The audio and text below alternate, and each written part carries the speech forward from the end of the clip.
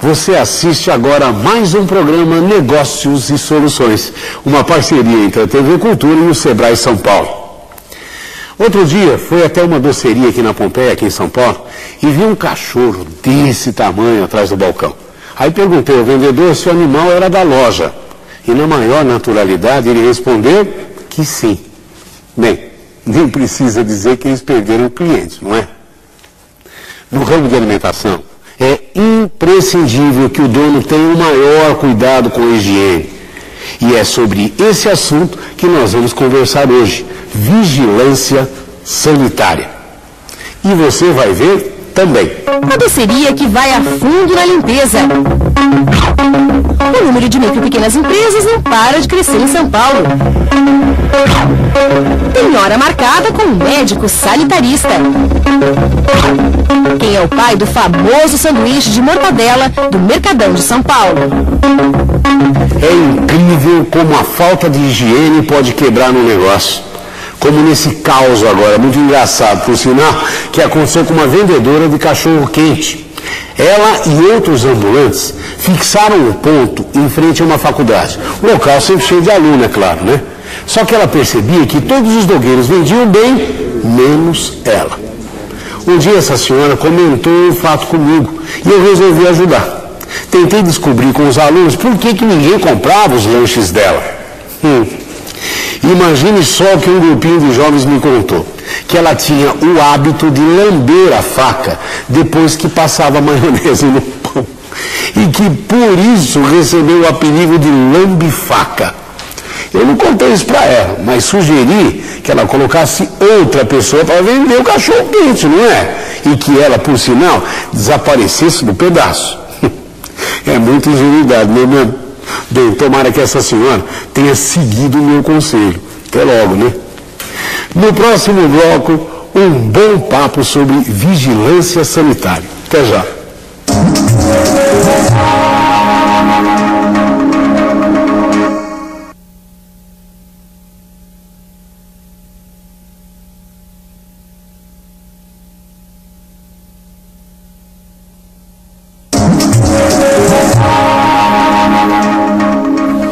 Negócios e Soluções está de volta, agora na presença de duas ilustres personagens do nosso programa, conversando sobre um assunto muito sério. Vamos falar sobre vigilância sanitária, sobre cuidados especiais.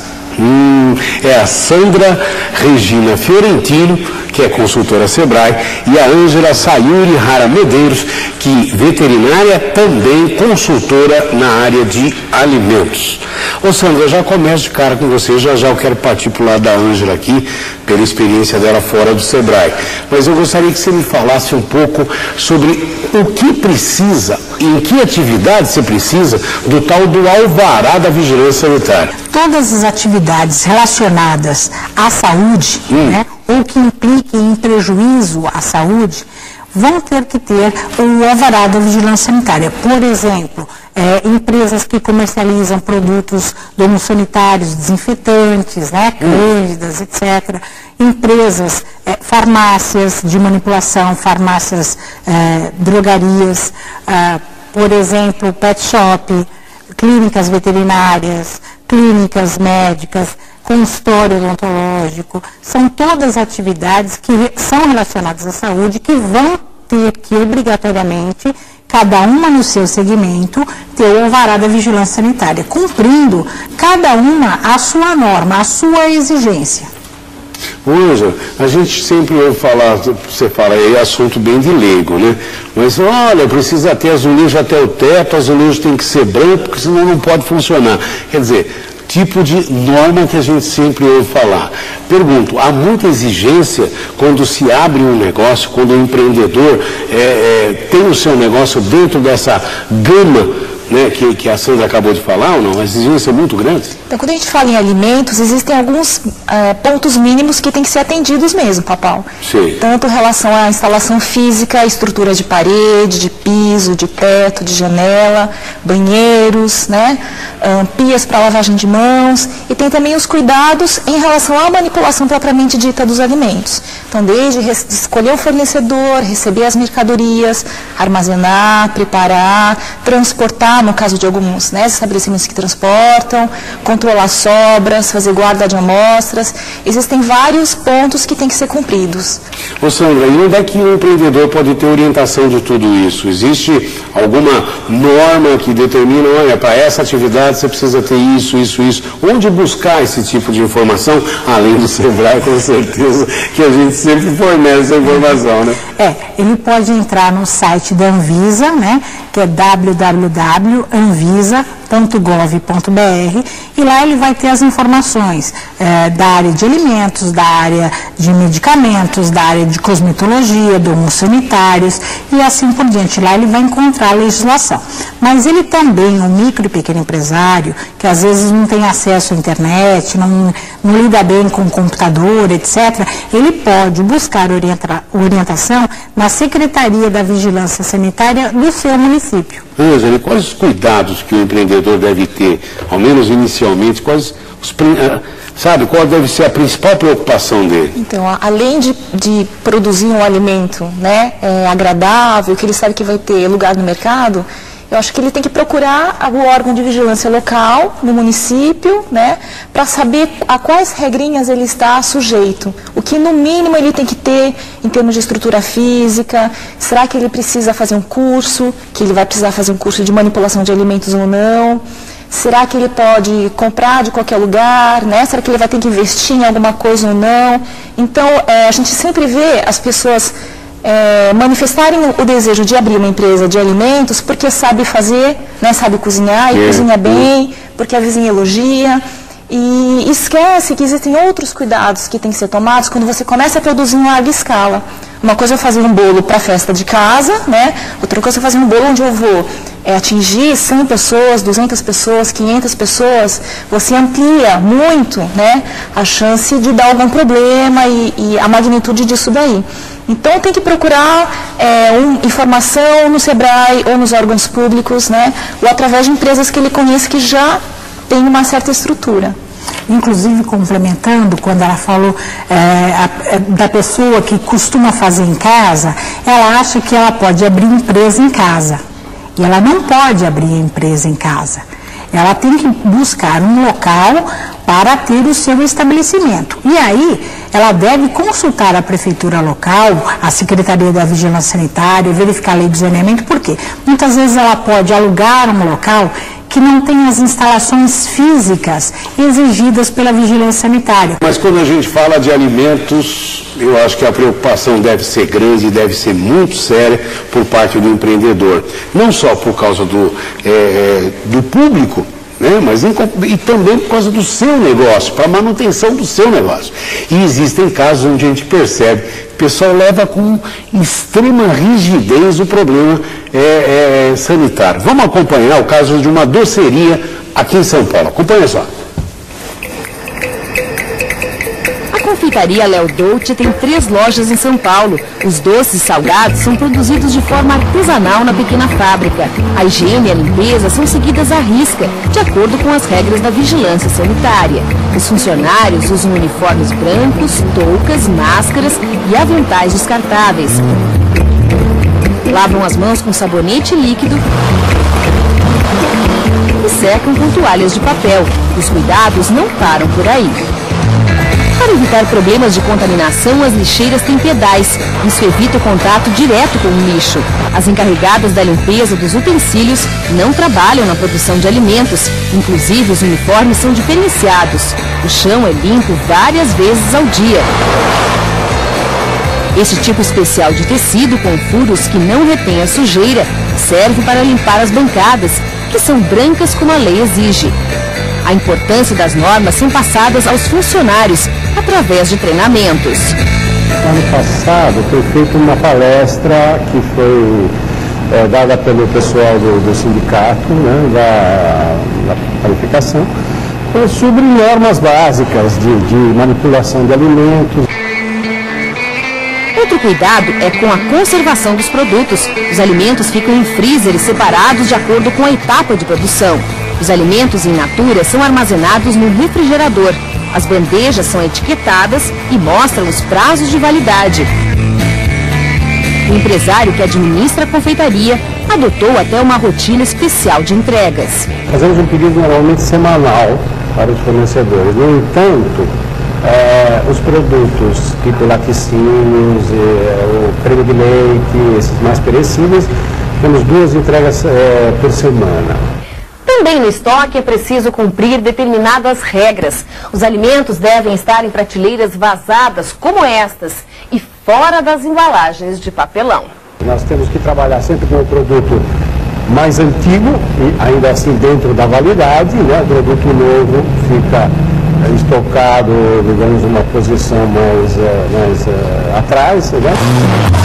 Para não ter prejuízo quando o produto perde a validade, o ideal é negociar com os fornecedores. Tem que dar, às vezes, pedir, dar uma choradinha e tal, e alguns é mais fácil, outros menos. Mas geralmente existe uma facilidade para isso. E sabe por que é melhor cumprir a lei?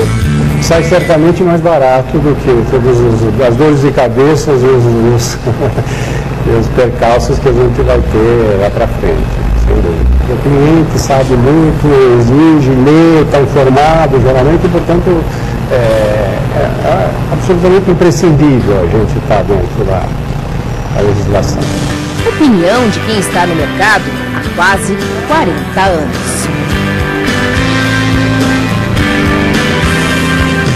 Quase 40 anos no mercado mostra que a preocupação é muito importante nesse assunto. E você viu aí o resultado, né? Agora, a gente ouviu falar também, o empresário nos falou várias vezes sobre treinamento do pessoal. Pergunto, para algumas atividades também exige-se determinado profissional especializado ou não? O que a lei determina é que a empresa que manipule alimentos tem um responsável técnico. Esse responsável técnico pode ser o proprietário, um funcionário que ele indique ou um outro profissional contratado para isso. Mas essa pessoa tem que ter passado obrigatoriamente por cursos de contaminantes alimentares, doenças transmitidas por alimentos, manipulação higiênica e boas práticas, né? O objetivo do alimento é transmitir saúde, né? E a sensação de bem-estar, de você, né, comer com os olhos. E, por algumas vezes, esse alimento pode ser fonte de doença também, de alguma indisposição, né, de alguma reação indesejada. Para que esse alimento não sirva a isso, né, de ser ruim, de trazer doença, um dano físico, é que existe toda essa legislação, toda essa preocupação com a manipulação, com a higiene, com a estrutura, e tudo isso a gente chama de boas práticas, né? Então, esse curso que esse responsável tem que fazer para poder cuidar de um estabelecimento de alimentos vai orientar por que ele tem que ter todos esses cuidados e quais são esses cuidados. E o manual de boas práticas é consequência desse trabalho. É um documento que a empresa tem, a cozinha, o restaurante, a padaria, a lanchonete, ou o vendedor ambulante, né? É um documento que ele vai ter, que ele vai escrever, que ele vai elaborar, contando quais são esses cuidados que ele tem em relação à higiene, em relação ao uso de um pano não descartável, a superfícies de cor clara para você poder denotar a limpeza, né? Então, todas as boas práticas, elas são consolidadas no final nesse documentozinho, chamado de Manual de Boas Práticas. E onde é que se faz esse curso, Ângela? Como é que o empreendedor pode, ou ele fazer o curso, ou indicar alguém da sua equipe para que o faça? Então, hoje a Prefeitura de São Paulo, no caso, ela oferece um curso de manipulação de alimentos de 8 horas, é gratuito, né? Como é a própria vigilância que solicita que o empresário tenha, que o responsável tenha, ela oferece essa possibilidade. E nós temos também várias entidades que oferecem cursos de boas práticas de manipulação de alimentos e que são reconhecidos pelo MEC, né? Pelo Ministério da Educação, e que são válidos para os estabelecimentos. Então, a gente tem o Senai, o Sebrae, dentro do programa Alimentos Seguros, né, que faz isso. E temos outras entidades, até faculdades, universidades, né, públicas e particulares que oferecem esse tipo de formação. Esse manual de boas práticas, além de garantir colocação no mercado com produto de qualidade, com certeza favorece muito no planejamento, para evitar desperdício e para ganhar, com certeza, mais, né?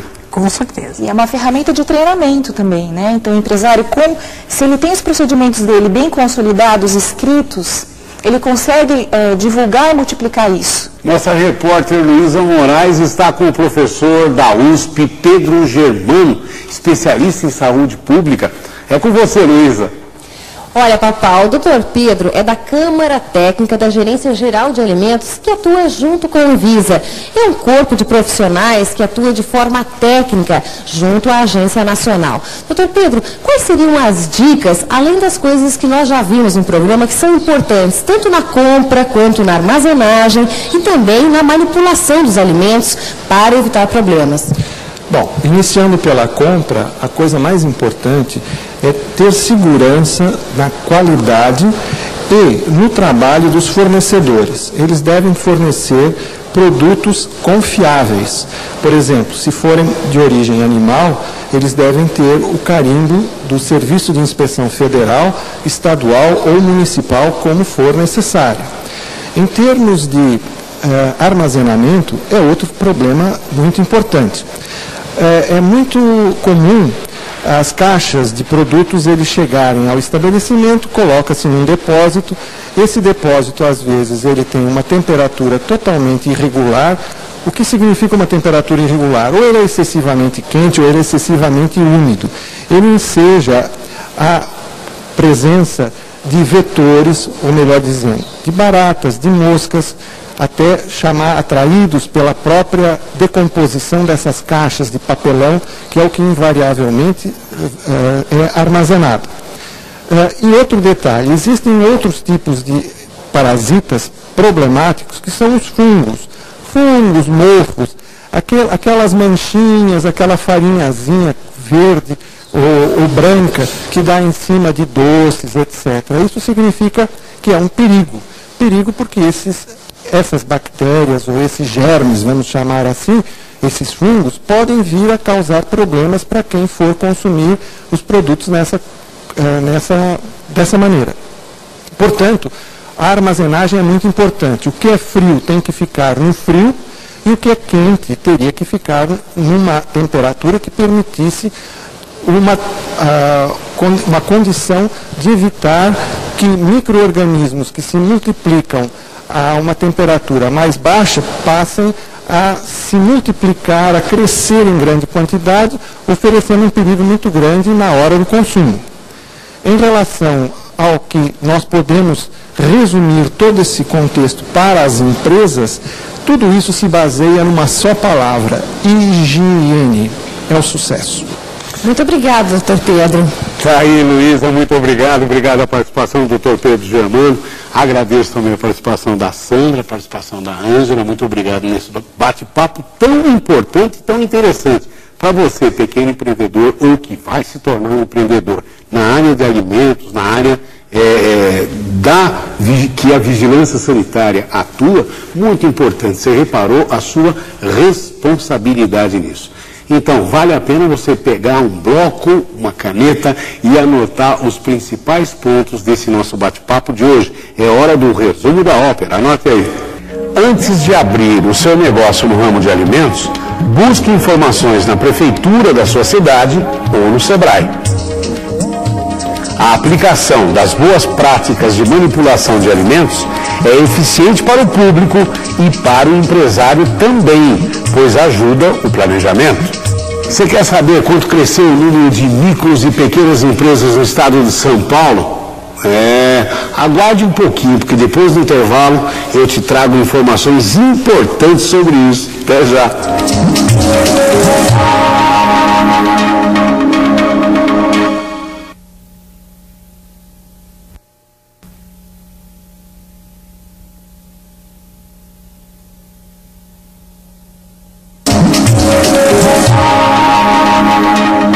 Uma pesquisa realizada durante 4 anos mostrou que o número de micro e pequenas empresas cresceu bastante no estado de São Paulo e que o crescimento foi maior em determinadas regiões. Os dados da pesquisa foram surpreendentes. Quer ver? Acompanhe. A pesquisa revelou que entre 2000 e 2004 o número de micro e pequenas empresas no estado de São Paulo passou de 1 milhão 255 mil para 1.544.000, um crescimento de 23%, maior do que a média nacional, que ficou em 22,1% no mesmo período. As médias e grandes empresas cresceram 18,5%. O maior número de micro e pequenas empresas está concentrado no quadrilátero formado por São Paulo, Campinas, Sorocaba, Santos e São José dos Campos, com 66% do total. Porém, já se observa uma tendência à desconcentração. Prova disto são algumas cidades do interior. Ribeirão Preto tem 3% no total de micro e pequenas empresas do estado. Franca, Bauru e São José do Rio Preto têm participação de 2%. Mas os locais que registraram a maior taxa de crescimento estão longe dos grandes centros. 10 cidades do interior e uma do litoral chamaram a atenção na pesquisa. Fernandópolis, Dracena, Barretos, São José do Rio Preto, Catanduva, São Joaquim da Barra, Itapetininga, Itapeva e Caraguatatuba. Esses movimentos estão associados a fatores dinâmicos da economia. Por um lado, você tem o agronegócio do interior, que tem favorecido micro e pequenos empreendimentos crescerem no comércio, na indústria, nos serviços, nessas regiões. Por outro lado, nos centros urbanos, você tem o setor de serviços como um todo crescendo por conta da necessidade de modernização que a sociedade tem. O setor da economia que mais cresceu entre as micro e pequenas empresas do estado foi o de serviços, com taxa de expansão de 29%. Mas o dado que mais chamou a atenção foi o número de empregos formais gerados pelas micro e pequenas empresas do estado. Em 4 anos, foram criados cerca de 475 mil novos empregos com carteira assinada, ou seja, 55% dos novos empregos gerados no período. Na verdade, esse dado mostra que a pequena empresa, além de ser majoritária em termos de número de empresas e de ser majoritária na geração geral de ocupações, empregos, passa a ser também majoritária na geração de empregos com carteira assinada, que é um tipo de ocupação de melhor qualidade. Hoje, no Brasil, se você estiver preocupado em crescimento econômico ou em geração de emprego, é indispensável você dar a devida atenção para os micro e pequenos empresários e micro e pequenas empresas. Estão nesses negócios a fronteira da expansão dos empregos e do crescimento econômico. É sempre bom saber que as micro e pequenas empresas estão em alta e têm gerado muitos empregos, não é verdade? Casos de empresas que deram certo são bastante comuns e quase sempre as histórias dos donos se repetem. O começo é cheio de sacrifícios e de superação de obstáculos. Esse também é o caso de um bar que fica no Mercado Municipal de São Paulo. Acompanhe.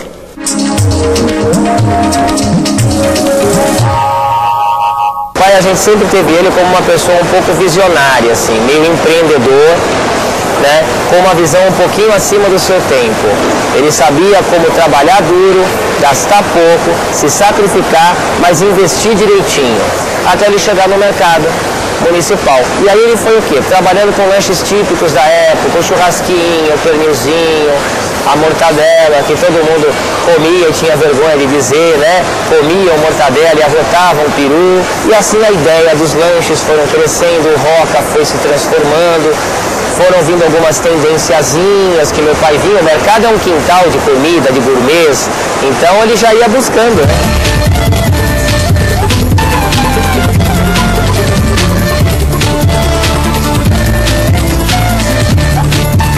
Eu vou cativar as pessoas num local onde elas comam bem, se satisfaçam e sejam bem servidas com o diferencial de qualquer outro lugar.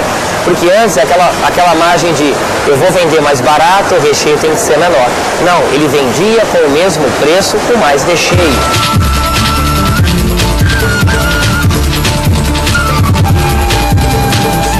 A gente manteve essa essência, e essa essência é a alma do Roca Bar.